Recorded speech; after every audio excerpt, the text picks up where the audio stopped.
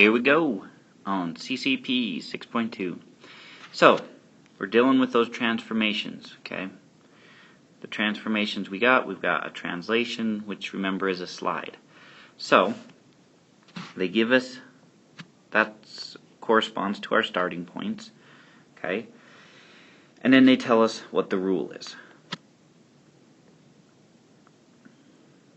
So, there's a few different ways you could deal with this. You could find that point, which would be 1, x value is 1, 1, 2, 3, 4, 5, y value 5, and then you just go 1 minus 1 and 5 minus 6 to get 0, negative 1, and then graph it that way. So you could do it that way, or you could just then, take this point and say, okay, we're going to the left 1 and down 6. 1, 2, 3, 4, 5, 6. Okay, either way, you get your point right there, and you write it with that little apostrophe, so it's S prime. Okay, so I figure you guys should be able to do number 2 on your own. Okay, now you're doing the same thing on 3 and 4. You're just finding the coordinates. So if we look at number 4, okay, so you could graph it and say x stays the same, y goes up 2. So it would be right there. That's u prime. Or, like I said, you could find that coordinate, because it wants the coordinate, right? So it would want 1, negative 1 as your answer for u. Or we could just go, okay, u is really, the pre-image is 1, negative 3. Well, the x value stays the same. The y value we add 2. So negative 3 plus 2 would give us that 1, negative 1. So you don't really even need a graph for some of those. You'd be able to do it without the graph. Okay, now 5 and 6, you're reflecting. Okay, so 6 is easier, reflecting across the x-axis. Here's the x-axis. The way you do that is just, count how far down it's going. Because we're across the x-axis, we're going to keep our x the same, those rules we learned from class. So we just go 2 down and just reflect it as if we folded it right there at that point. So there's G prime. Okay, 5 is a little different. Y equals negative x. Okay, if you were to graph y equals negative x, slope-intercept form, it's like negative x plus 0. So we start with our y-intercept here. It's like negative 1 over 1, so down 1 to the right 1. So this is the line that we're reflecting it across. Okay? So now because it's a slanted line, it's not as easy like this one. This one you only had to worry about the vertical change. This one you're worrying about the vertical change, but you're also worrying about the horizontal change. So the best thing you can do is make that kind of triangle and then just complete the triangle the other way. So it'd be right here. It would be A prime. So that's what it would look like. Okay? So across the y-axis, find the coordinates. Okay, remember that's the y-axis. Across y equals x, that's this line right here, an a y-intercept of 0, and a slope of 1 over 1. And kind of use that same idea, and then just give me the coordinates when you're done. Okay.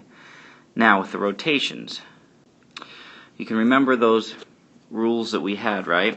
When we rotated at 90. We ended up, depending on which direction you went, if you went counterclockwise or if you went clockwise. So for counterclockwise, and the way we're thinking about it is like this. Okay, let's try to use some colors.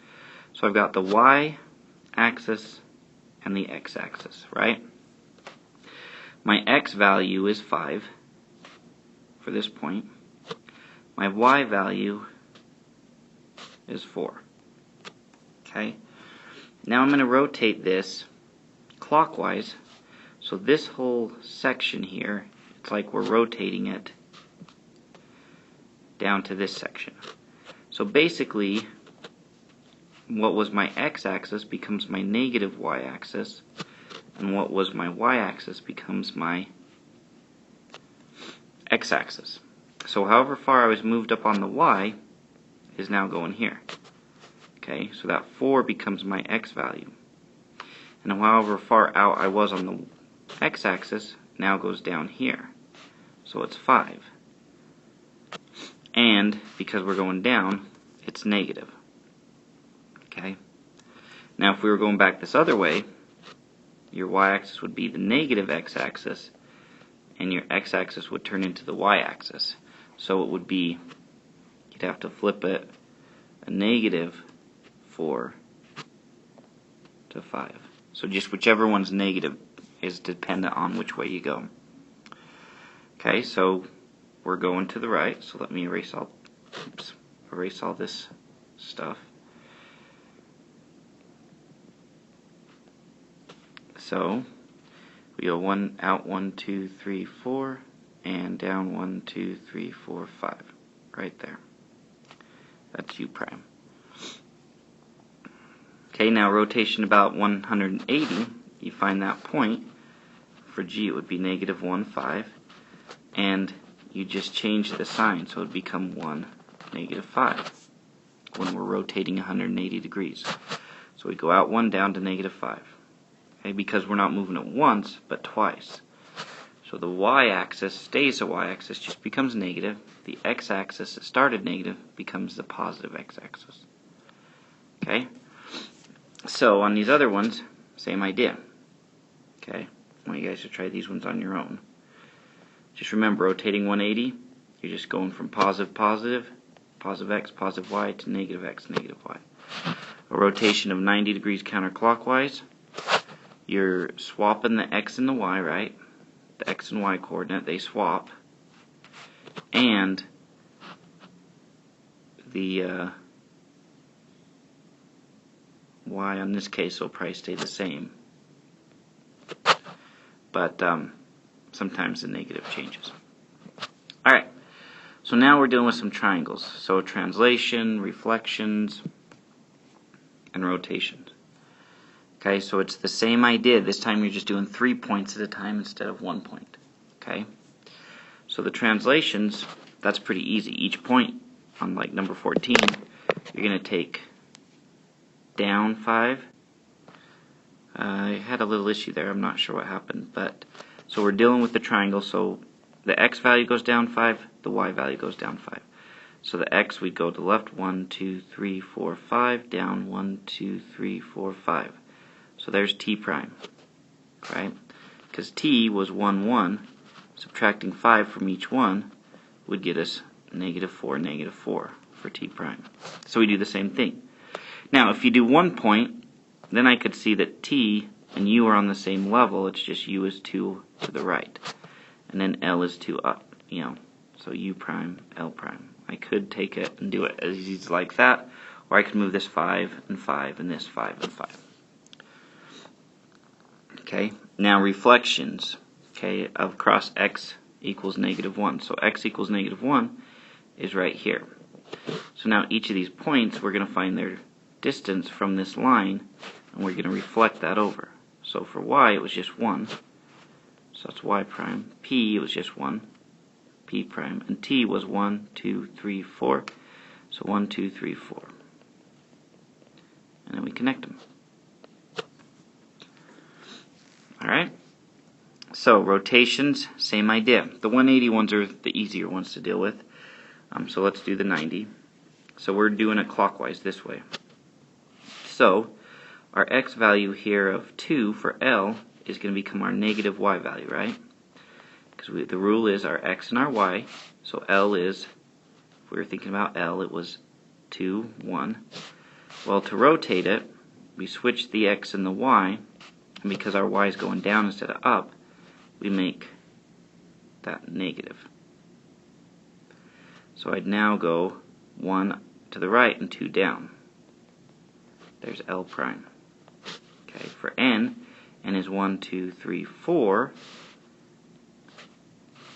and 1. So I swap them, so it becomes 1 and negative 4, because the y becomes a negative now. So 1 down to negative 4, right here, is n prime. And then e was positive 1,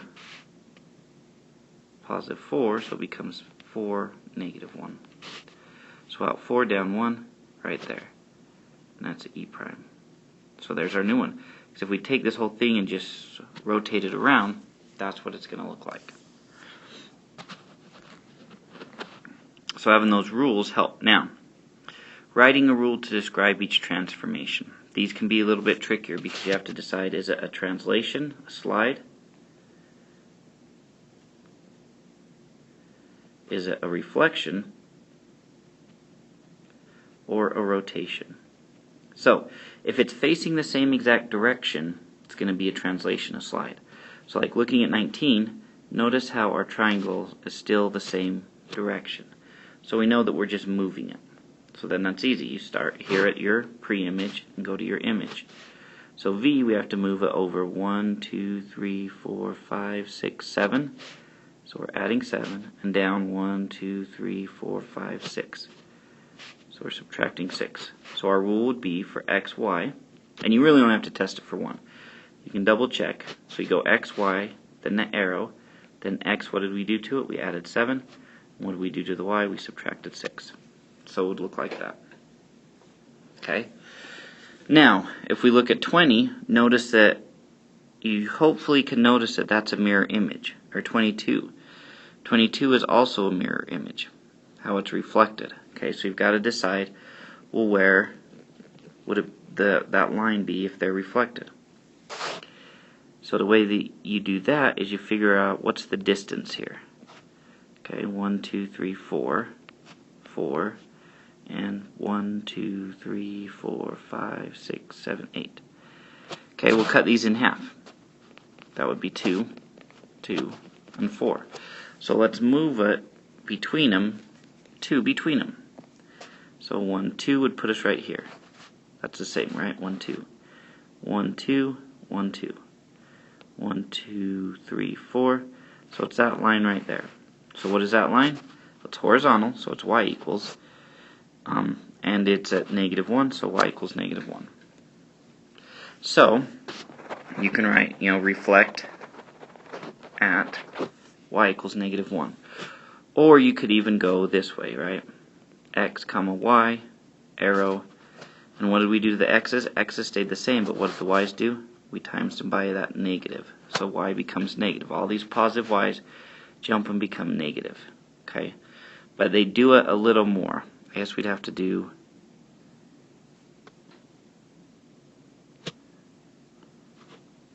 -y. And then we have to take into account that we're moving it down, -2. So you'd actually have to do a little bit more. So if you want it for reflections, just put it like that. That's probably the easiest way to go about it. Okay, now 21, notice that it's a different direction. It's not a reflection. There's no reflection going on here. And translating wouldn't get the whole thing to be different, which means it's probably a rotation. Which you can kind of see if you were able to visualize that rotating around. It'd look something like this if we kept rotating it. So you can kind of see how that rotation is. So, if you needed to get those points, like D prime is -1, -1. Oh, that's the image, right? So it starts at D, which is -1, 1. So then we swap them, okay, which means it's either moving it by 90 or 270, because 180 doesn't swap them. And then this one is becoming negative, which means we're moving it counterclockwise. Sorry, wrote the arrow the wrong way. So this is a counterclockwise at 90. Or you could write x comma y goes to, let's see, y comma x, and the y is negative. Like that. Okay, so the last one I'm doing with those bigger shapes. I'll let you guys try those ones on your own and graph that image. Okay, you're just doing it with more points. So good luck with that, guys, and do your best.